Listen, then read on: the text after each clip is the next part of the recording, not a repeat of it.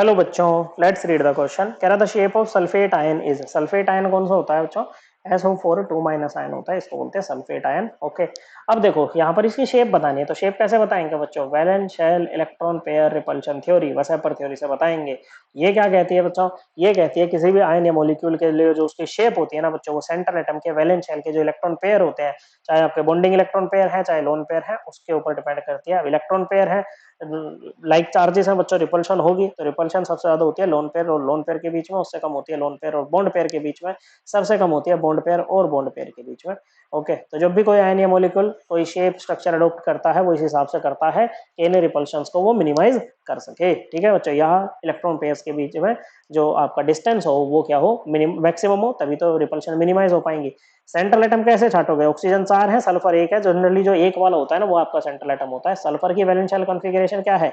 3s2 3p4 है, 6 electron है valence shell में, 2 और चाहिए ऑक्टेट पूरा करने के लिए। लेकिन इसका क्योंकि 3d वैकेंट होता है तो ये अपने ऑक्टेट को एक्सपेंड भी कर सकता है, मतलब इसके वैलेंस शेल में 8 से ज्यादा इलेक्ट्रॉन रह सकते हैं बच्चों। ओके, ऑक्सीजन की वैलेंस शेल कॉन्फ़िगरेशन क्या होगी बच्चों?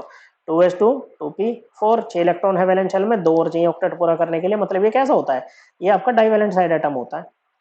ओके, अब जो नेगेटिव चार्ज होगा ना, हमेशा क्या होता है, अगर मोनोवेलेंट साइड एटम होता है ना फ्लोरीन की तरह, ओके, तो जो नेगेटिव चार्ज होता है ना बच्चों, वो उसके वो जो इलेक्ट्रॉन होते हैं ना वो सेंट्रल एटम पे जाते हैं। लेकिन अगर मोनोवेलेंट डाइवेलेंट साइड एटम है ना बच्चों, जैसे ऑक्सीजन है बच्चों, तो इसमें क्या होगा बच्चों, जो नेगेटिव चार्ज वाले इलेक्ट्रॉन होंगे ना वो आपके साइड एटम के पास जाएंगे। मतलब जो ऑक्सीजन है ना वो, ओके, 4 में से 2 ऑक्सीजन O माइनस की फॉर्म में रहेंगे बच्चों, और क्या बनाएंगे? 2s2 2p5, मतलब ये सिंगल बॉन्ड बनाएंगे 2 O माइनस। तो सल्फर है बच्चों, सल्फर के 6 इलेक्ट्रॉन ले लिया आपने।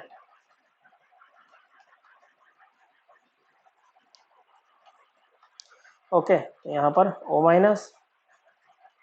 Minus double bond O, double bond O। Okay, अब देखो इलेक्ट्रॉन पेयर कितने हैं यहाँ पर? देखो बॉन्ड पेयर का, लोन पेयर तो कोई नहीं है बच्चों, 0 लोन पेयर है बच्चों सल्फर के ऊपर।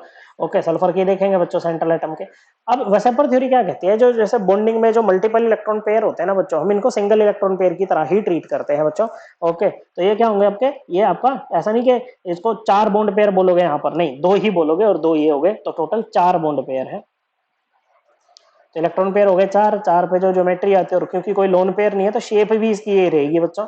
ओके, तो ये होगा टेट्राहेड्रल। और कैसे लिखोगे इसको? हम ऐसे लिखेंगे S double bond O, double bond O minus O minus. और ऐसा नहीं कि बच्चों ये नेगेटिव चार्ज ही नहीं ऑक्सीजन पे रहेंगे, रेजोनेंस होगी बच्चों। ओके, बट जाएंगे चारों में।